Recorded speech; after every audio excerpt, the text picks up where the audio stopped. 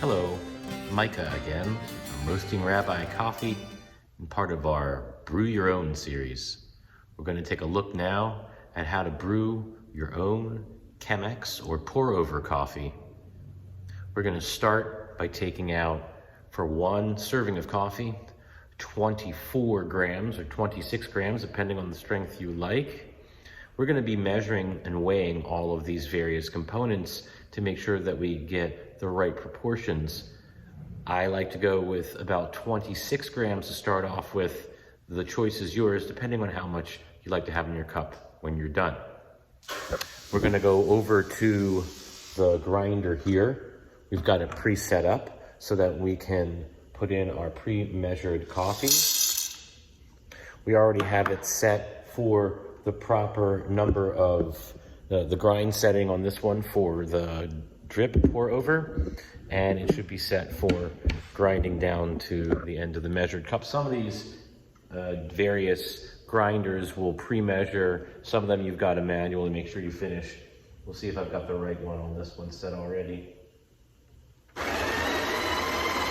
Got our water preheating already. I like to use the gooseneck, which is the more precise way of measuring things. You can see it's sitting around 204 degrees. 204 degrees is where I'm going to hold it until I'm ready to pour.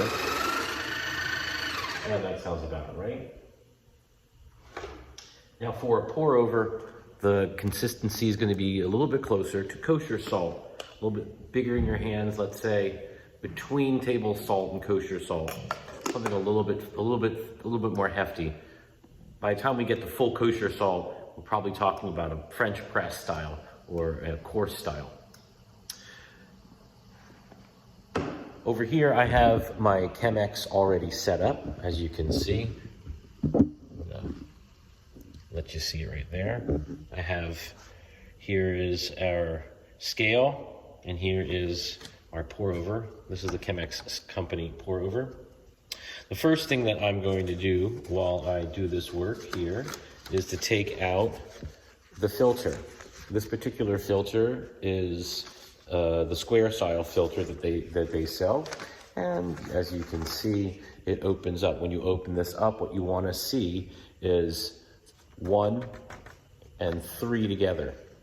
The 3 together are going to go up front towards the spout of your Chemex, or your pour over right here, the spout part.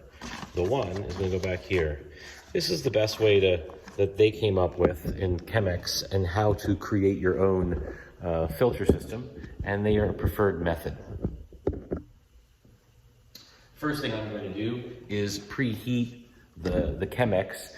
It's a glass container, and unless you pre-warm it, your coffee might not be heated to the temperature you like. So most often what people will do is they'll take out the water from the kettle, pour just enough in the kettle that they're going to need 100 grams if you're going to put it on a scale to measure it.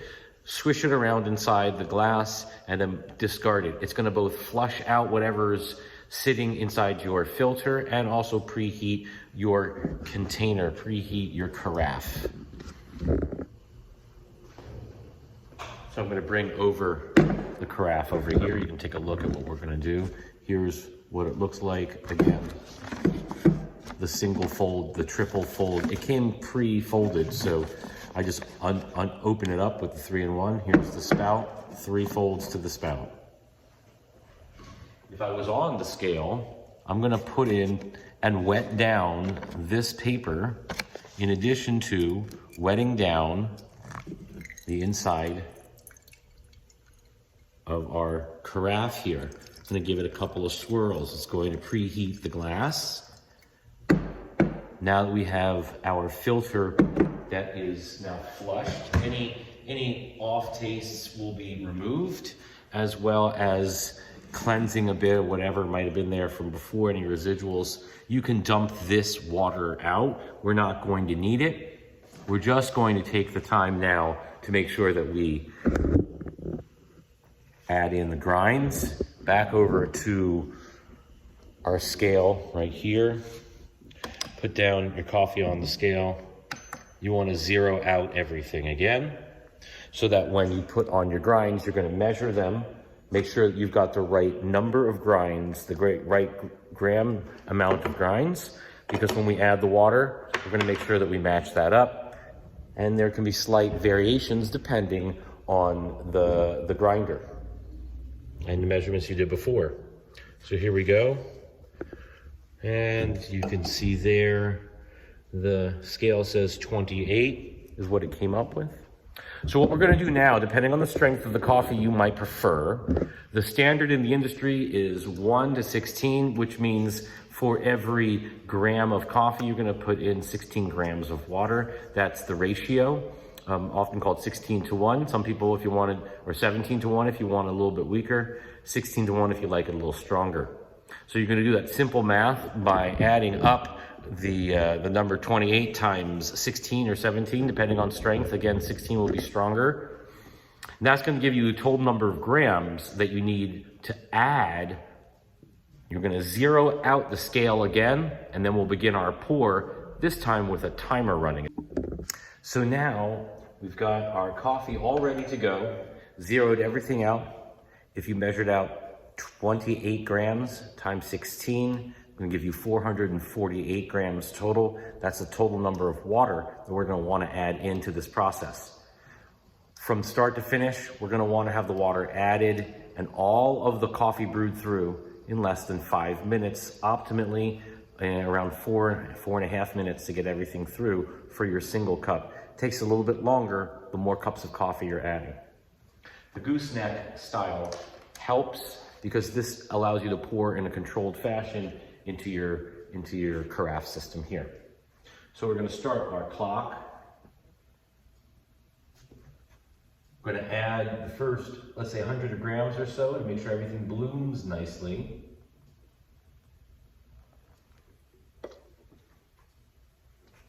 And you can take a look there and we can even see what's happening right now here inside is that things are opening up. I'd like our coffee to talk to us. If it's not moving, if it's not talking, you want to get yourself some fresh coffee. After about 30 seconds, you can see things are starting to come through a little bit. That's when we're going to begin to add in the rest of the water. We're going to do this a little bit at a time, probably about 100 grams at a time from the water.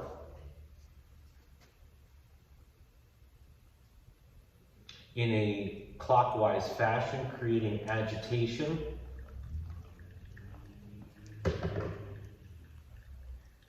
And soon you'll begin to see the coffee's brewing through. In this particular Chemex, there's a little knob right here. Perhaps you can see it in the glass. That's your halfway point. And then anything above that's going to be more than 1 cup of coffee. That's a 3 cup or something like that maker. When we go to the 5 or 6 ounce cups, traditional in the specialty coffee world. As our coffee continues to come through there, we're going to add a little more. Keep our numbers coming up.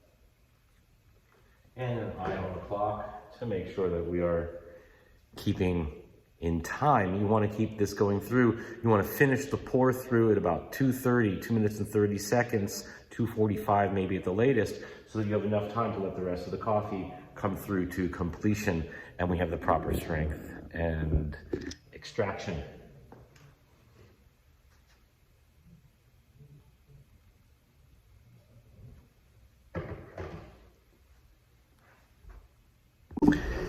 So as you finish pouring through, make sure you've got some nice agitation there. Make sure that all of the flavors are coming through in the coffee, top to bottom. Some people do like to give it a swirl. Some of the baristas will give it a little swirl as the water's coming through there. We want to make sure that this timing comes out correctly. If it takes too long, the coffee will be very astringent, a little bit bitter. If it comes through too quickly, it'll be weak. Those are the points where you want to adjust the grind size typically. If it's going through too quickly and it's weak, you want a slightly smaller grind. If it's going through too slowly, if it's coming out astringent, you're going to want to have a slightly larger grind size. Usually trial by error is the best way to do this, and then you'll find the optimal level for whichever coffee it is you're brewing, whatever single source. Today we have a single source Colombia, a washed coffee. It's called Sierra Nevada, and it's part of a co-op of farmers who've come together for conflict resolution after many years of different wars going on and fighting going on in Colombia. These farmers come together to affect the world in a good way, producing this organic and fairly traded coffee. And our brew is just about done coming through. We can take a look over here as we finish up. And it's still coming through. You can see through the Chemex. Some of the filter has already picked up some of those solids there. The Chemex approach and a filter approach in general helps smooth out the cup of coffee, even out some of the variations. It's a good way of sensing what the coffee can truly taste like. The espresso style will really heighten some of the aspects of the coffee, as well on the other end, the French press, depending on how long we let the coffee develop for in the pot.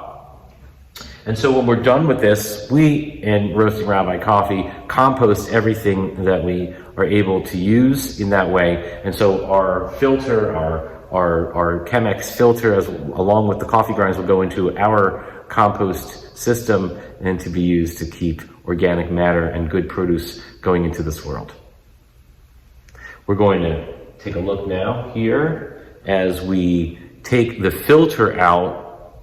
We're going to pour the coffee and let it sit for a minute to make sure that it has both developed, but also that it has cooled down enough. You don't want to burn your mouth when you're tasting the coffee right away. You definitely want to give it a minute or so from pouring until tasting. So we're going to take a mug. Why not use one of the Roasting Rabbi mugs? If you're interested in the Roasting Rabbi mug, you send me an email. I'll give you the information on how you can access one for your home. So once you have your coffee, you can see, as I said earlier, about the halfway mark here with this little knob on the Chemex will give you your cup. Give it a little swirl. Nice to give a smell, so you see what the aroma is like in your coffee. And then as it poured into the cup, and the Chemex in particular has a very nice effect and allows you to see some of the blending of the coffee. And unlike, let's say, an espresso, you don't really get a crema, but perhaps you'll get a little bit of life in the cup there. Gonna let it sit for a minute, and when you taste your coffee, my recommendation is that you allow it to go onto your tongue, aspirate, take a little bit of oxygen, let it sit in your mouth for a minute, and after you swallow, see what that aftertaste is like. There should be a little bit of a lingering taste, and hopefully it's something sweet and nice along the lines of walnuts or blueberries or raspberries. Different people sense different flavors depending on your liking. So hopefully you've had a chance to prepare your own at this time, and a blessing to you all that you should enjoy your coffee and know that we at Roasting Rabbi Coffee can custom roast for you whatever grind or preparation you would like. Who's blessing your cup?